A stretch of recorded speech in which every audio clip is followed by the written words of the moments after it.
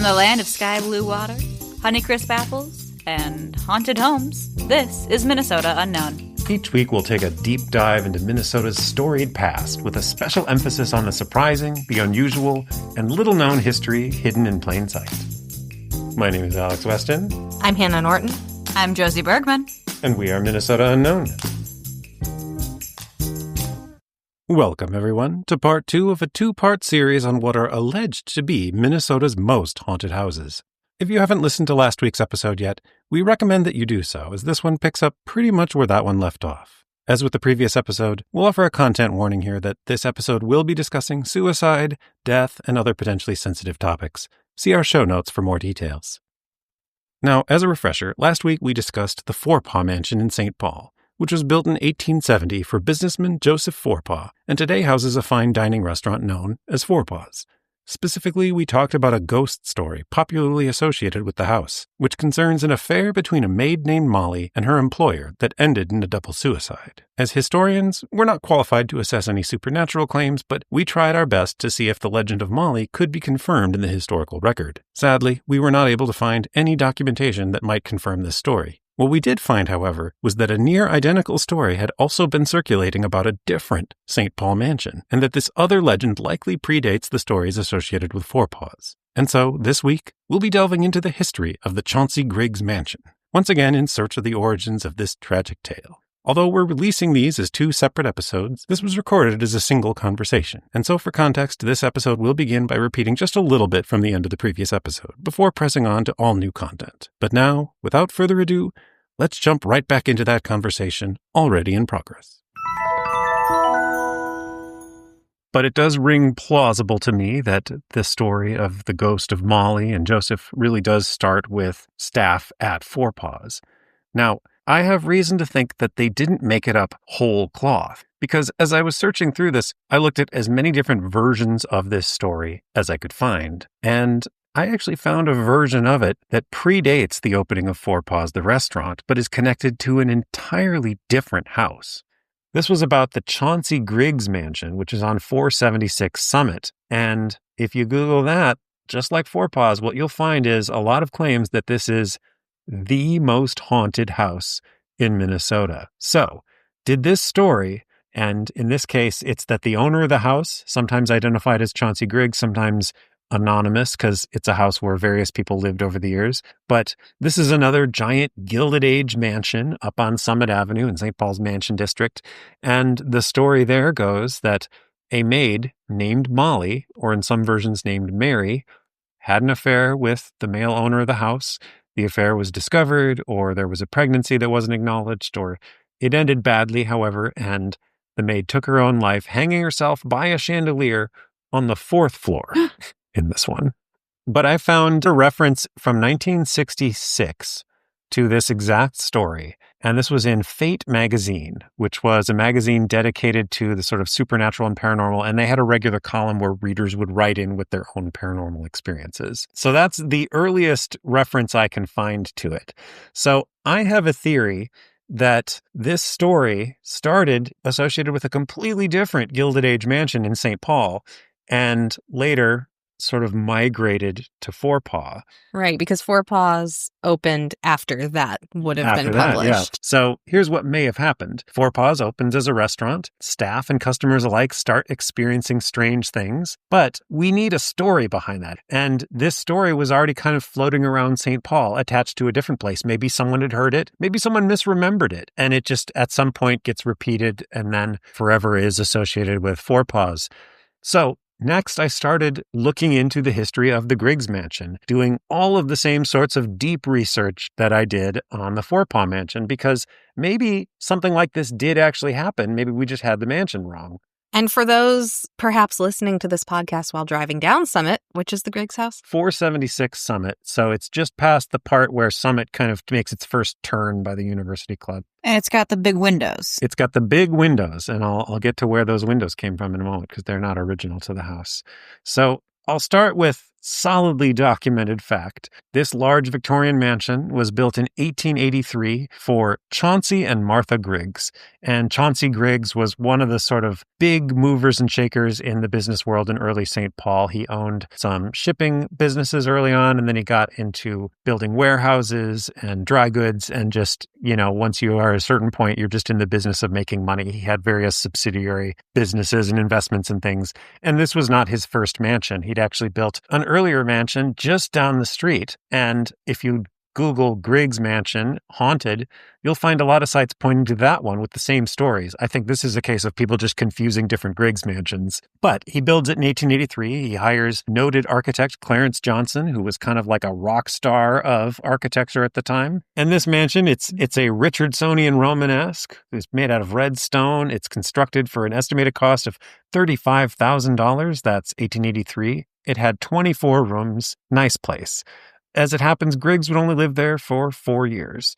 They moved out. And that sounds unusual, but it's actually rather common in the history of Summit. A lot of these mansions, someone would build them and they'd live there a little bit and then they'd move somewhere else. Maybe it was too expensive to upkeep. Maybe they had enough money to build a bigger mansion now, but there was actually quite a lot of turnover often in these mansions. A number of people lived there over the years. And by 1910, it's the residence of H.P. Upham, and it's that year that a fire guts it. So actually, almost the entire interior was redone in 1910, but the exterior was well preserved enough, especially the stonework, that it still basically looks the same. After that, it eventually gets bought by the St. Paul Institute School of Art in 1939. This was a local art school that by that point had already trained 2 famous artists, Wanda Gogg, who's an illustrator and author, most famous today for her children's book, Millions of Cats, and sculptor Paul Manship, who would go on to sculpt the Prometheus sculpture in Rockefeller Center in New York. So notable art school, and it's during that year that the art school puts in huge skylights because on the 4th floor they had life drawing classes and you want plenty of light. You want a lot of light on your nudes. You want a lot of light on your nudes. You gotta get all the crevices. Yep. And the Art Institute owns it until 1964, and then it is bought by a man named Carl L. Weschke, and it is after Weschke moves in that we begin getting the stories of hauntings. The first one I found in print, as I mentioned, was in Fate magazine, and we hear the story again, as well as several others, in the Pioneer Press in 1969, when Carl L. Weschke himself invited 3 reporters to spend a night, if they dare, in what he was already claiming was a haunted house. This article would go on to be republished every few years, and often not in full, but as recently as 2016, on Halloween, they trot this out and they say, here's a flashback to that time 3 of our reporters spent a night in a haunted house. And they'll have quotes from the article, but not the whole article. And I think that actually enhances how spooky it feels because we know that we're not getting the whole story. We're just getting these little bits and it sounds even scarier. Whereas when you read the whole thing, you kind of go, okay, is that it? So this article, I think, would go a long way to popularizing the legend of this house and eventually of Forepaugh's. The headline was, Newspaper Men Spend Sleepless Night in Haunted House. It was by Don Gies and Bill Farmer, who were staff writers for the Pioneer Press. Go ahead and read us a little bit. 3 newsmen spent a sleepless night recently at 476 Summit Avenue to try to learn whether the dead do tread the halls of the former St. Paul Art Gallery. The legends and eyewitness accounts of the ghosts in the red sandstone structure were supported by St. Paul spiritualist medium Roma Harris, who made an early evening visit to the 24-room Victorian home of Carl L. Weschke. There's a Charles Wade who worked here as a gardener, she said in a seance in the mansion's dark-paneled library. The yard was beautiful. And he comes here. He pulls books out and uses them. There's been much sorrow here. A lot of suffering. Things have been done that shouldn't have happened. She spoke with her eyes closed. There was a general or something here. Roma, as she wants to be known, speaks in gushes of words. At times she prays. At other times she speaks of vibrations coming from a world beyond. There was a general or something here, she said. I see a blue uniform with lots of gold on it. Roma was not told in advance about the house. She was told nothing of its bizarre past or its present. Weschke was introduced to her only as Carl. Could the uniformed figure have been the late Colonel Chauncey Griggs, who built the mansion in 1883? Or perhaps a General Forsyth mentioned by Roma as a visitor in the home. Griggs was an officer during the Civil War. Roma also mentioned a servant, a young maid, as we walked through the huge hallways leading to the third floor. Roma had not been told of the legend that the maid met a violent death in the mansion that now belongs to the 38-year-old bachelor who publishes books on astrology and the occult. When Roma reached the foot of the main staircase, she said there had been an accident. Someone was pushed and fell here. The police were called. The person was permanently injured. She spoke also of a blonde girl, about 17, who once played the piano in the house. She died at an early age, said Roma, and her name was Amy. There's so much activity here. So many who have lived here, she said. Roma seemed taken momentarily aback by the wide staircase and the floors above. We took her up, accompanied by Weshki. This house has a heaviness about it, like a ball and chain, she said. We reached the third floor and Weshki took us into a vast room. Here, the vibrations are very, very strong, Roma said. Here is where you should stay the night. We then took Roma to her home on the other side of the city. She told us she would ask members of the spiritualist group to which she belongs to pray at their meeting that night, that whatever spirits were in the mansion would make themselves known to us. We returned to the mansion at 10 p.m. It stood stark and uninviting against a dark night sky. Weshki met us at the door. We went to his study. So then it talks a little bit about the history of the house, talks about how much it costs. Weshki notes that a lot of different people had lived there, almost as if there's some reason they want to move out. And then he recommends that the 3 intrepid reporters spend the night on the 4th floor where Roma had indicated that the vibrations were the strongest. They settle down for bed, and then we will continue reading. Weshki then retired to his bedroom on the 2nd floor. It has its own bathroom, and he said he would have no reason to leave the bedroom. He was tired, he said, after an 18-hour day. Photographer Flynn L. set up one camera with a special lens and loaded with infrared film capable of capturing the heat changes that might be present if something invisible to the human eye appeared. He carried another camera with a wide-angle lens and regular film. A tape recorder we brought with us was turned on. What I love here is they make special note that he has this, special camera and infrared film and this wide-angle lens and a tape recorder. And from the rest of this point on, they don't mention any of that at all. Well, they presumably they didn't find anything. They got no evidence, they still had a deadline. They still had a deadline, exactly. And we all know what that's like. What I think is fascinating is if you've watched any of the bazillion ghost hunter shows on basic cable, you will recognize all of this. There's a medium or a sensitive spiritualist person who will say a bunch of spooky stuff, and then they'll have their fancy equipment and they'll get kind of spooked, and that's it. So they just sit there for a while. Nothing happens, but they are ill at ease for reasons they can't note. And then one of Weshki's cats, a black Angora, came silently up the stairs and into the room. It went to reporter Geese. He stroked its back. The cat then walked to the door, to the hall, and stopped. It looked back, still twitching.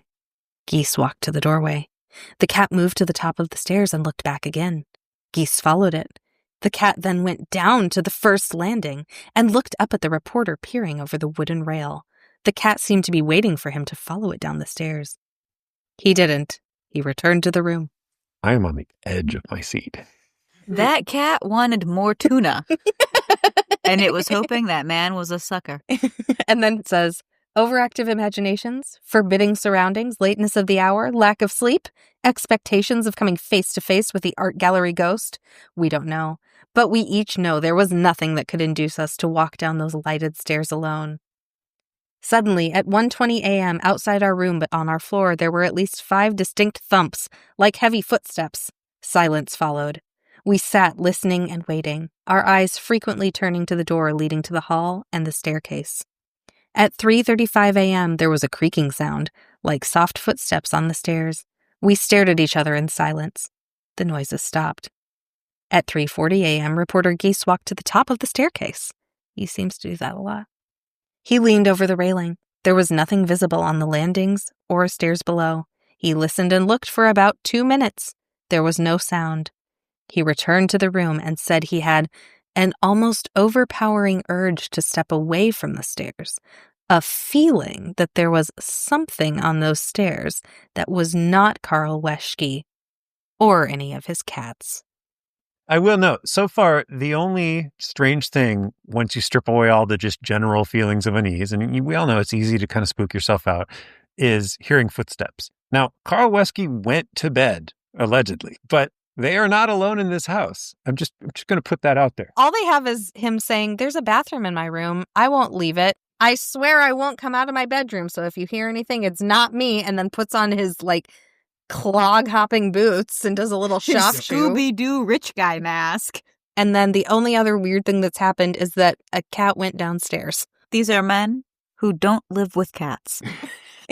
And then fast forward a couple hours, it says, we sat until 4 a.m. and heard nothing more. We packed our equipment and walked together down the stairs to the back door. We let ourselves out, locking the door behind us. We looked up at that hulking stone mansion. We were relieved to be outside it. We saw no ghosts. We only report here what we heard and what we felt. We all agreed on one thing. There is no prize on earth that could get us to spend a single night alone in that great stone house that seemed to speak in sounds we cannot explain or understand. So, just putting my skeptic's hat on for a moment, I'll note that Carl Wesky invited them over here, saying, my house is haunted, you should spend a night here. And they gamely complied. It's slow news day. And as I say, this is sort of the fun, sort of spooky puff piece that gets republished in some form every Halloween. All the actual ghost stories they've heard are from Roma Harris, this medium. And the only things they really hear are footsteps and a cat. And then the guys just leave and are like, nothing could pay us to be in there again. I guess you could say it was a slow news day, but a big cat day. But this drew attention to it. And what's interesting is here, they mention a maid dying violently, but they don't actually say she hung herself after an affair or anything. But I do find later references in different things published later to that legend happening here, all of which predate the earliest versions of the Forepaugh one. So I think this is where that comes from. Again, we can't confirm or disconfirm whether or not they heard footsteps, but there are some details here that are worth looking into. First, I've tried to look up Roma Harris, and we don't know who she was, but that wasn't her real name. So someone is working as a spiritualist medium in St. Paul. I did, however, find some classified ads for her advertising her psychic services, and she'd been leading seances at this home for several years. So the line where it says she knew nothing about this house, she only knew Carl as Carl, that's crap. She was working for him. I was going to say, at the very bare minimum, she knew the address she was going to, presumably, and those are very easy facts to look up about the house. Yeah, at least in a vague sort of, there's a lot of rich people lived here. And someone who fought in the war will be here, so I can say, you know. Someone fought in some war at some point with some connection to most buildings. So it's true that Chauncey Griggs was a colonel in the Union Army, and actually a couple of the other people that later lived there had also served, as did many men of that generation. There is no connection to a General Forsyth that I could find to there or to Minnesota. There were General Forsyths in the Army, but none of them had any Minnesota connection. But you can't argue with the fact that it sounds like a name out of a Victorian bodice ripper. It absolutely does. Now, the most specific claim she makes is that there was a gardener named Charles Wade who worked there, and according to her, still does. And he comes here and pulls books out and uses them. Couldn't find any Charles Wade gardeners listed in any of the places you'd expect such a person to show up.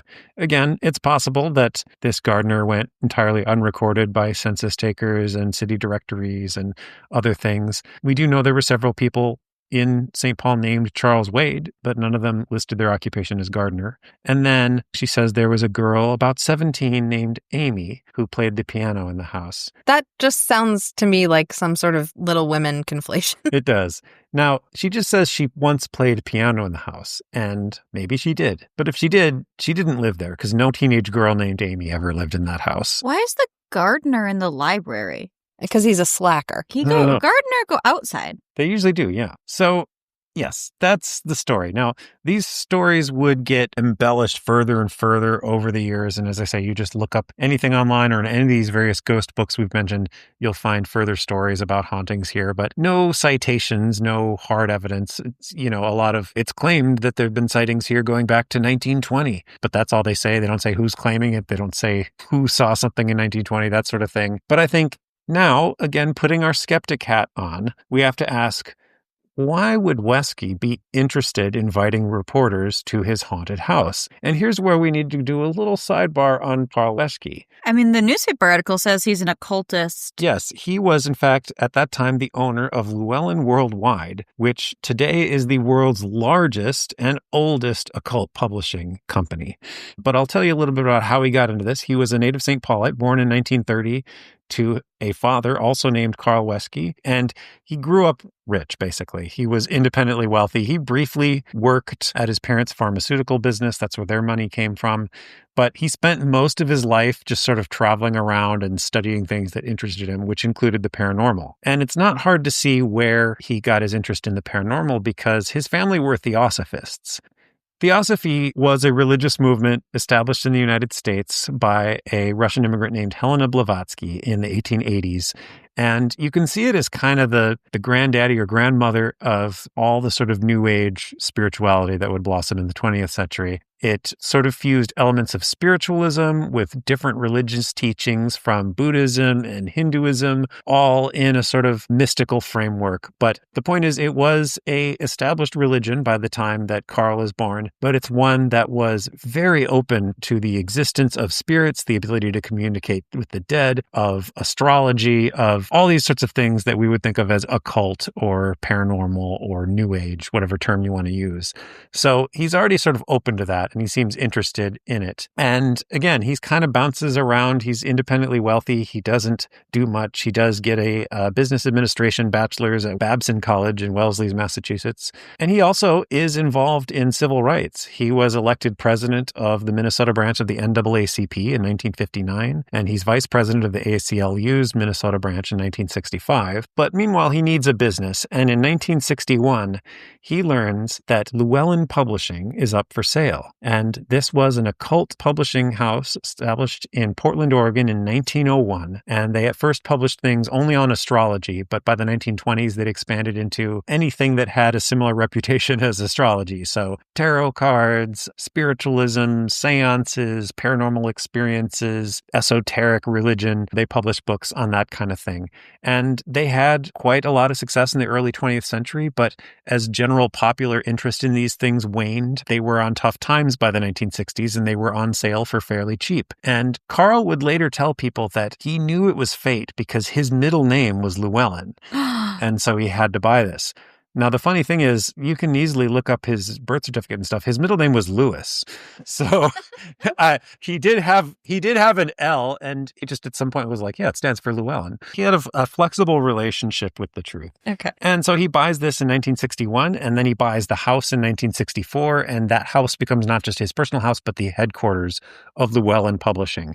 And his timing couldn't have been better, because there was always some people somewhere who were interested in occult things and in alternative spirituality and in the paranormal and the spiritual. But with the burgeoning counterculture of the 1960s and the hippies and also the ecology movement and the women's movement, for a lot of reasons, the stuff that Wesky was into and that Llewellyn Worldwide specialized in publishing was about to get huge. You were about to have kind of the modern New Age movement come out.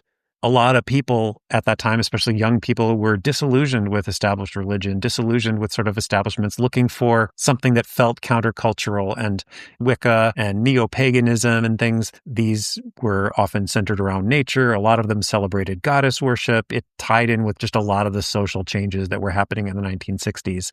So his publishing house takes off. It becomes huge. And in no small part, thanks to his efforts. He was an excellent promoter. He started publishing books on alternative health and healing, psychic development, earth-centered religions, tarot cards, necromancy, all sorts of things. Carl himself identified as an adherent of the religion of Wicca. Now, Wicca was sort of formally founded in the 1940s in the UK, but it claims to draw on ancient pagan practices from the British Isles. And Carl himself conducted ritual magic, and he spelled magic with a K, under the magical name of Gnosticus. And in 1970, he opens Gnostica Bookstore in Minneapolis, and also the Gnostica School of Self-Development, which was held at his Summit Avenue mansion. And as early as 1964, he's hiring Roma Harris to have seances at his house. Okay, so she was not a stranger to that house by any means. She was not at all a stranger. we can be very cynical and say, like, okay, he rigged all this and stuff. I do want to say Carl Wesky seems to have been very genuine in his spirituality. Like, he was a faithful Wiccan, and he did a lot to promote and sort of normalize, what was seen as this kind of new bizarre faith. He began the Gnostic Aquarian Festival in Minneapolis in the 1970s, and this would be known to its adherents as Gnosticon. Like the Age of Aquarius? Yep. And this was like a nationwide convention held every year in Minneapolis of all things related to New Age spirituality, neo-paganism, etc. And it would be really essential to the growth of this movement. And Llewellyn Worldwide would end up publishing a lot of the books that sort of are the foundation of the New Age section in any bookstore. So he's really considered foundational to this movement. But they do eventually move out of the Griggs house in 1977, and the company relocates to Woodbury. It's still around. It's still run by his wife, Sandra. Carl himself passed away in 2015. What I would say is there's two ways to look at it. There's the skeptic's way and the believer's way. And the believer's way, I would say, this guy had a lifelong interest in the spiritual. He's going to be open to things that other people aren't. He's going to know actual psychics like Roma Harris, whoever she is. And of course, they're going to be the one that's going to experience ghostly things. And the other is he knew that this would promote his business. And the idea of publishing books on Wicca or on magic with a K or on neo-paganism or any of these sorts of things, it was still seen as very scary to a lot of people in the 1960s. And I think maybe ghosts were a way of almost normalizing this, because all sorts of people believe in ghosts. That doesn't mark you out as a weirdo, but it might be his way of saying, like, you guys believe in some strange stuff? I believe in some strange stuff. We're the same.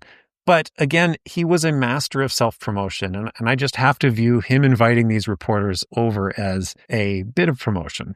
Whatever Carl's motives were, I think this article that then gets republished and republished and republished does a lot to establish the Griggs house as haunted. And somehow over time, the story of the maid who hangs herself, which isn't quite there in the article, but is one that's floating around, it attaches itself there. And then to bring it full circle, eventually a restaurant opens in a type of mansion that looks like it should be haunted in the Forepaugh mansion. And unexplained stuff starts happening. We want to explain it, and we want a human explanation. So this ready-made story of an affair, a maid hanging herself, a double suicide, that's just available for the taking. And like any urban legend, it just kind of acquires local details in the forms of Joseph and Mary Forepaugh.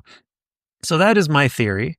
But again, can't prove any of this. Maybe everything that is alleged to have happened actually happened. We just have no documentary evidence of it. Who's to say? Stepping back from everything we've said, what interests me is why a story like this would be so popular, because it seems to travel, it seems to have legs. And I have my theories. Anything unexplained is interesting and spooky, but to me, it's really revealing that it's not enough to just have cold spots and lights turning off and on and rocking chairs levitating and stuff.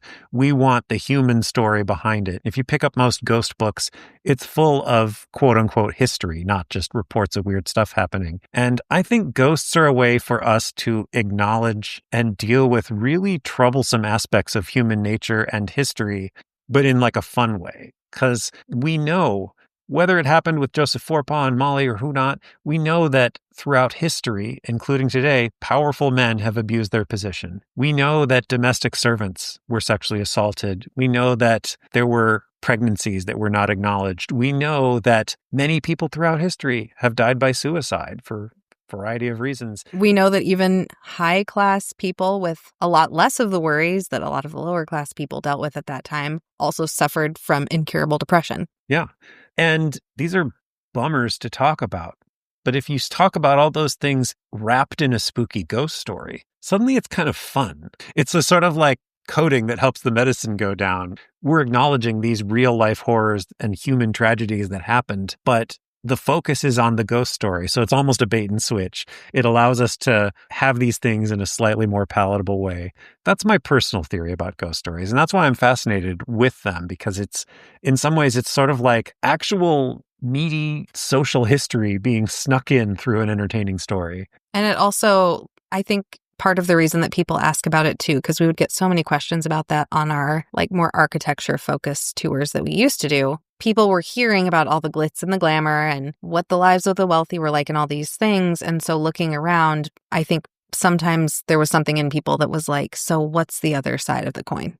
Right. And so they What's want, hidden? yes. And knowing, as I think all people do, that for every beautiful house, there's stuff in the background that isn't that pretty.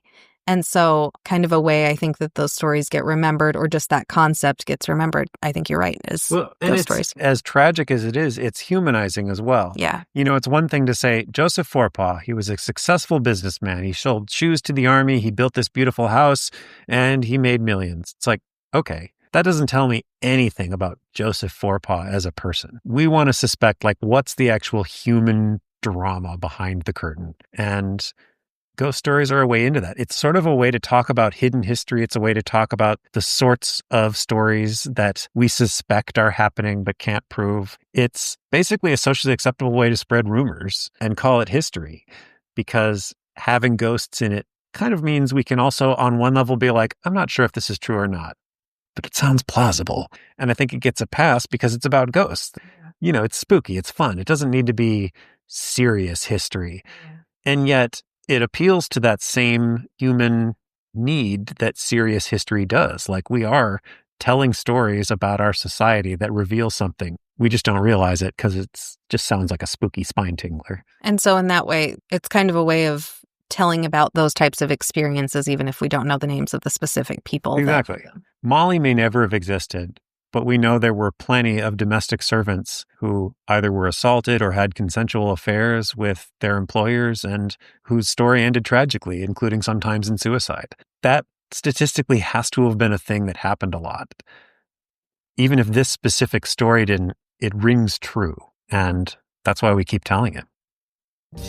And that's it for this episode. We'll be back next week with another deep dive into Minnesota's storied past. You can find detailed show notes for this and all episodes at minnesotaunknown.com/podcast. We'll post a link there to each episode, along with features such as accompanying images, links to more info, and a list of our sources cited.